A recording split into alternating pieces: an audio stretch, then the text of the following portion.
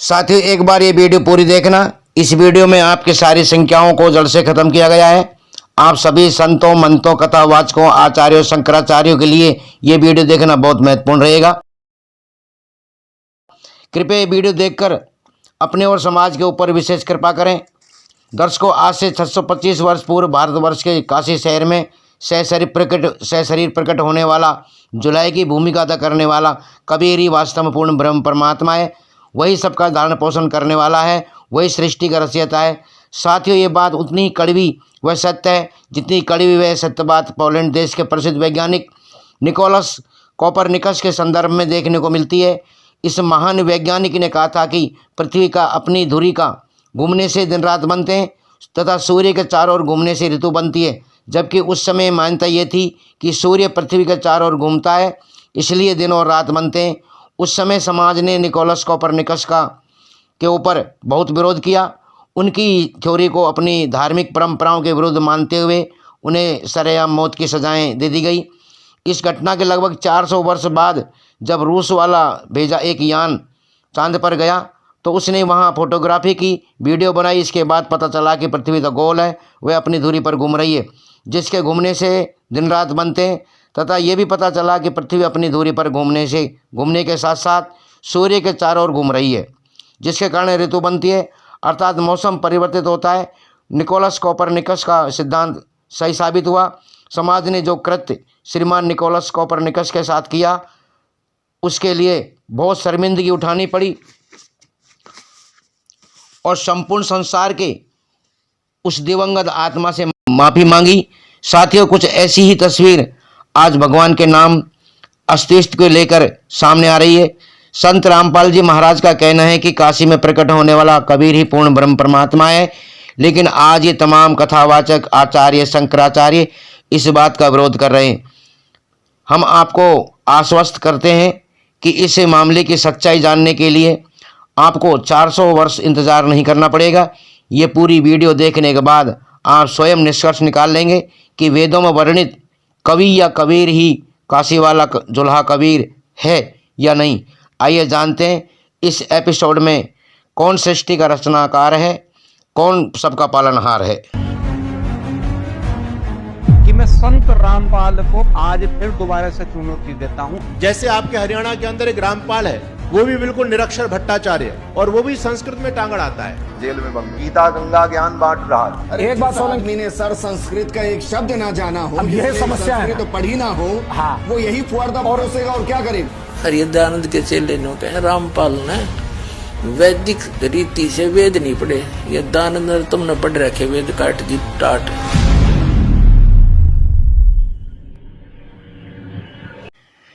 आइए पहले आपको इनकी ये वीडियो दिखाते हैं जिससे ये संत रामपाल जी महाराज के ज्ञान को चैलेंज करते नजर आ रहे हैं। आज एक वेद मंत्र जो संत रामपाल खुद उसकी व्याख्या कर रहा है, मैं उसके संदर्भ में आपसे चर्चा करूंगा। सबसे पहले तो मैं आपको ये वेद मंत्र दिखाता हूं जिसके संदर्भ में चर्चा कर रहा है। कांति में परमात्मा यह लिखना था कबीर देव। कवि कोई भी सर्वज्ञ नहीं हो सकता जिसको सारा ज्ञान हो। कवि कविता बना सकता है, ये कबीर देव लिखना था यहाँ पर। वो कबीर देव पर सच्चा ज्ञान देने के लिए आप कबीर देव हैं। आप कबीर देव यह लिखना था, सर्वज्ञ लिख दिया। आप यहाँ लिखना था आप कबीर देव हैं। हम उसको कबीर साहब कहते हैं। आप कबीर साहब हैं, शुद्ध स्वरूप है। अब इसके अंदर जो कवि शब्द आता है, यह संस्कृत का शब्द है जिसे कवि कहा जाता है, जिसे सर्वज्ञ की उपाधि दी जाती है। लेकिन ये अपने मुंह से बोल रहा है कि नहीं, यहां गलती हो गई, यहां कवि नहीं लिखना चाहिए, यहां तो कबीर लिखना चाहिए। मतलब वेद लिखने में गलती हो गई। ये कितना मूर्ख बना रहा है लोगों का। वहां कवि है, कबीर नहीं लिखा हुआ। जब कबीर नहीं, पूरे वेद के अंदर अगर कहीं भी कबीर लिखा ये दिखा दे तो मैंने पहले भी दावा किया था कि मैं अपनी गद्दी छोड़ दूंगा। और ये पूरा का पूरा झूठ आप सब लोगों के सामने बनाकर लेके आ रहा है कि वहां उसे कबीर होना चाहिए। आप परमपिता परमेश्वर के अनुयायी बनो, उस ईश्वर की उपासना करो लेकिन किसी मुसलमान जुलाहे को भगवान बनाने का प्रयास मत करो, जबरदस्ती उसे वेदों के अंदर जबरदस्ती से प्रवेश कराने का प्रयास मत करो। जैसे आपके हरियाणा के अंदर एक रामपाल है, वो भी बिल्कुल निरक्षर भट्टाचार्य, संस्कृत की ABCD भी नहीं जानता वो व्यक्ति, और वो भी संस्कृत में टांगड़ आता है। और स्थिति इनकी क्या है, वेद का एक मंत्र आता है, वो पुरुष सूक्त का मंत्र है। ऋषि दयानंद ने भी सत्यार्थ प्रकाश में जिसको दिया है, मंत्र का नाम है सपर्यगा शुक्रमकाय अवर्णा अस्नाविरम शुद्धमा पाप विद्धम कबीर मनीषी परिभू स्वयंभू। इस मंत्र में कभी शब्द आया, कभी ही परमात्मा को कभी से संबोधित किया गया, परमात्मा कभी भी है। अच्छा, कवि और कबीर में अंतर है या नहीं? दोनों शब्दों में कितना बड़ा अंतर है, एक तो कवि शब्द है और एक कबीर शब्द है ना, कबीरदास। क्योंकि रामपाल कबीरदास जी का भक्त है, उनको मानता है, कबीरपंथी है, तो वो रामपाल कहता है कि कबीरदास जी का वर्णन वेद के अंदर भी है। कबीर मनीषी आया है, अरे वहां तो कबीर शब्द है, संधि होकर के कबीर बन गया है। साथियों, विचारणीय विषय यह है कि एक तरफ तो ये स्वयंभू विद्वान कहते हैं कि परमात्मा का नाम कवि भी है, फिर स्वयं ये भी कहते हैं कि परमात्मा तो निराकार है। क्या कवि निराकार हो सकता है? आइए पहले आपको दयानंद सरस्वती जी द्वारा लिखित सत्यार्थ प्रकाश से प्रमाणित करते हैं कि दयानंद सरस्वती परमात्मा को निराकार मानते हैं। ये देखिए सत्यार्थ प्रकाश का 7वां समोल्लास, जिस पर दयानंद सरस्वती जी से किसी ने सवाल किया कि परमात्मा को आप साकार मानते हैं व निराकार? दयानंद सरस्वती जी ने उत्तर दिया निराकार। साथियों, अब आप ही बताइए, कवि कोई परमात्मा होगा तो निराकार कैसे हो सकता है? साथियों, दूसरी बात ये कहते हैं कि संत रामपाल जी महाराज ने संस्कृत नहीं पढ़ी, इसलिए कवि का कबीर बोल रहे हैं।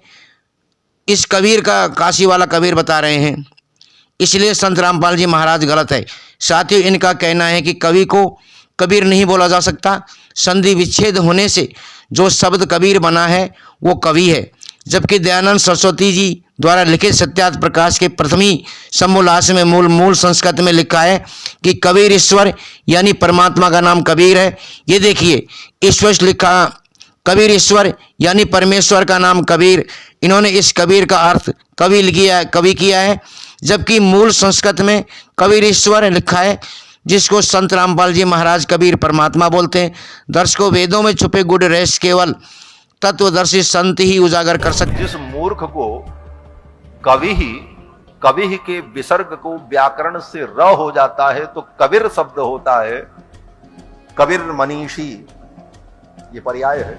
अरे एक बात सोलंकी ने सर संस्कृत का एक शब्द ना जाना हो, अब यह समस्या है तो पढ़ी ना हो, हाँ, वो यही फुआरदा परोसेगा और क्या करेगा? सोलंकी जी, मैं एक बात और कह रहा हूं, हमारे साथ एक विचित्र समस्या हो गई। आज ये बहुत कष्ट की बात है कि हमारे धर्माचार्य जो तमाम डिबेट्स में दिख रहे हैं, अखबारों में दिख रहे हैं, छा रहे हैं सोशल मीडिया में, ये बहुत बहुत बहुत कष्ट की बात है कि उनमें प्रायः 99% लोग संस्कृत जानते ही नहीं है। अब संस्कृत जो नहीं जानता हो वो क्या धर्म की, वैदिक धर्म की, रामायण की, गीता की, महाभारत की चर्चा करेगा? उसी का एक नमूना रामपाल जी। दर्शकों, अभी आपको ये भी दिखाते हैं कि कबीर को संस्कृत में कबीर लिखा जाता है। आपको इन्हीं संस्कृत के विद्वानों द्वारा कबीर को संस्कृत में कबीर लिखने का प्रमाण दिखाते हैं। यह अगस्त संहिता, जिसके संपादक हैं पंडित भवनाथ झा, इसके प्रस्तावना पेज पर ही इन्होंने स्वीकार किया है।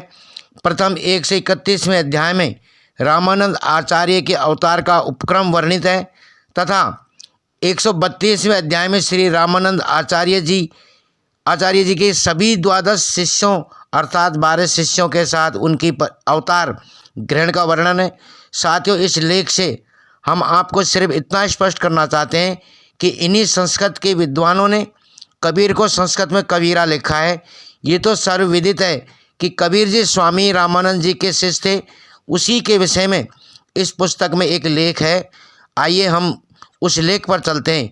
इन्होंने कबीर को कैसे लिखा है, ये अगस्त संहिता का 266 नंबर पृष्ठ, इस पृष्ठ पर 40 नंबर श्लोक में कबीर जी को कबीर करके लिखा है। कबीर अस्तु लिखा है, प्रहलाद जी के अवतार कबीर जी हुए हैं, यहाँ स्पष्ट लिखा है कबीर पर। साथियों, कबीर जी प्रहलाद के अवतार के थे या नहीं, ये बिल्कुल अलग विषय है। मैं यहाँ सिर्फ आपको स्पष्ट करना चाहता हूँ कि जिस कबीर को ये तमाम धर्मगुरु ब्राह्मण वेदों में कबीर मानने से इनकार करते हैं, उसी कबीर को ये ब्राह्मण स्वयं संस्कृत में लिखते हैं तो कबीर लिखते हैं। अब आप ही विचार कीजिए, अगर संत रामपाल जी महाराज वेदों में लिखे कबीर को कबीर परमात्मा बोलते हैं तो क्या गलत बोल दिया? इन्होंने कबीर परमात्मा होने के सैकड़ों प्रमाण दिए। आपको पंडित सुदर्शन जी द्वारा किए गए श्लोक का अनुवाद भी दिखाते हैं। ये देखिए, ये वही अगस्त संहिता का 40 नंबर श्लोक है। इसमें कबीर अर्थ देखिए, कबीर ही लिखा है, यानी कबीर ही कबीर है, यानी परमात्मा का वास्तविक नाम कबीर है, जिसको संत भाषा में कबीर बोला जाता है। तो साथियों, आप देख सकते हैं संस्कृत के इन विद्वानों द्वारा कबीर का अर्थ कबीर ही किया गया है। साथियों, अभी आपको श्री वैष्णव बताओ भास्कर से भी प्रमाण दिखाते हैं, जिसके पृष्ठ 16 पर कबीर जी श्री कबीर दास जी लिखा है। साथियों, इससे स्पष्ट होता है कि कबीर और कबीर में एक ही परमात्मा का बोध करा रहे हैं।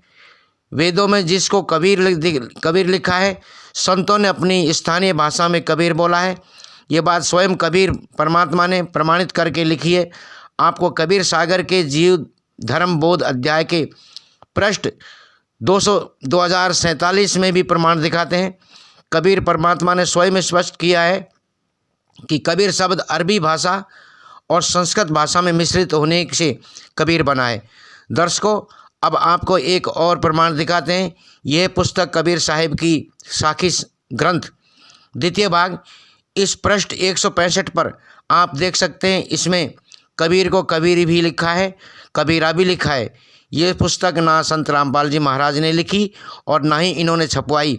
इन सभी प्रमाणों से ये सिद्ध हो जाता है कि वेदों में जहाँ भी कबीर शब्द लिखा है वो कबीर परमात्मा के लिए ही लिखा गया है।